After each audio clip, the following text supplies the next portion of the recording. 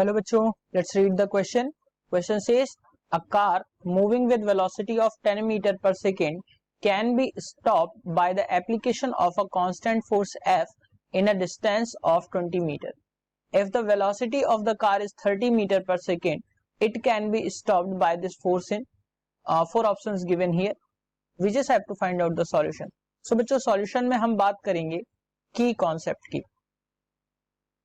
तो ध्यान रखिए, अगर हम क्वेश्चन के अकॉर्डिंग देखें तो यहाँ पे velocity, initial velocity, final velocity, displacement given है. तो इन तीनों में एक रिलेशन होता है, वो होता है v square is equal to u square plus 2as. यहाँ पे अगर हम देखें तो v जो है ये है आपकी फाइनल वेलोसिटी और u जो है ये है आपकी इनिशियल वेलोसिटी और s जो है ये आपका डिस्प्लेसमेंट है.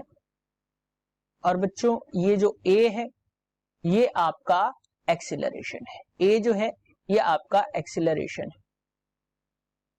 सो बच्चों यहां के अकॉर्डिंग हम देखें तो एक फोर्स अप्लाई कर रहे हैं रोकने के लिए. तो जब हम फोर्स अप्लाई कर रहे हैं बच्चों, इसका मतलब वहां पे एक्सीलरेशन होगा और एक्सीलरेशन जो होगा वो नेगेटिव होगा, क्योंकि फर्स्ट केस की अगर हम बात करें तो जो आपकी इनिशियल वेलोसिटी है वो गिवन है u1, वो है 10 मीटर पर सेकेंड. और बच्चों अगर हम देखें ये स्टॉप हो रही है, यानी कि v1 की वैल्यू जो मिल रही है आपको 0 मिल रही है. और जब ये दोनों केसेस हैं और इतना चलने में वो कुछ डिस्प्लेसमेंट कर देती है, यानी कि 20 मीटर का डिस्प्लेसमेंट हो जाता है. सो बच्चों यहां से ये वैल्यूज यहाँ पे गिवन है s1 की वैल्यू. अब इस पे हमने फोर्स लगाया, फोर्स की वजह से इस पे एक्सीलरेशन होगा. जब इनिशियल वेलोसिटी फाइनल वेलोसिटी से ज्यादा होती है तो क्या हो रहा होता है, वहां पे एक्सीलरेशन नेगेटिव आता है, यानी कि उसको हम रिटार्डेशन भी कहते हैं. तो बेसिकली अब अगर हम यहाँ पे देखें एक्सीलरेशन की वैल्यू क्या होगी, तो इसी फॉर्मूले के अकॉर्डिंग तो ये हो जाएगा v1 square is equal to u1 square plus 2as1. अब अगर हम इसको नेक्स्ट स्लाइड में देखें तो यहां से जो वैल्यू आपको मिल जाएगी, वैल्यूज पुट करेंगे. v1 स्क्वायर की वैल्यू 0 है, इक्वल्स टू u1 स्क्वायर की 10 मीटर पर सेकेंड स्क्वायर है, तो ये हम इसको लिख देंगे. और 2 इंटू एक्सेलरेशन हमें निकालना है और s की वैल्यू गिवन है 20 है. सो बच्चों a की वैल्यू यहां से आपको मिल जाएगी, वो मिल जाएगी -10 इंटू 10 अपॉन 2 इंटू 20. सो एक्सीलरेशन जो मिलेगा वो आपका मिलेगा निगेटिव में, दैट इज 2.5 मीटर पर सेकेंड स्क्वायर. ये आपको एक्सीलरेशन की वैल्यू यहां से आ गई. अब अगर हम देखें सेकेंड केस की बात करें तो अगेन v2 स्क्वायर क्या हो जाएगा, u2 स्क्वायर प्लस 2as2.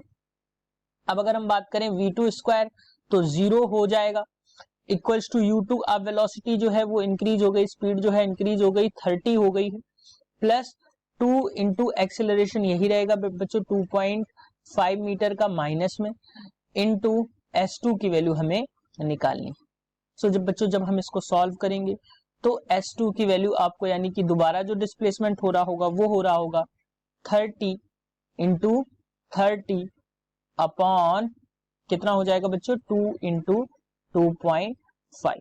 यानी कि अब जो डिस्प्लेसमेंट होगा, जो कार चलेगी s2 जो है वो आ जाएगा आपका 180 मीटर, यानी रुकने तक कार 180 मीटर तक चल चुकी होगी. सो बच्चों अगर हम ऑप्शन की बात करें तो option 4 that is 180 metre is the correct answer for this question. Hope you understood it well. Best of luck.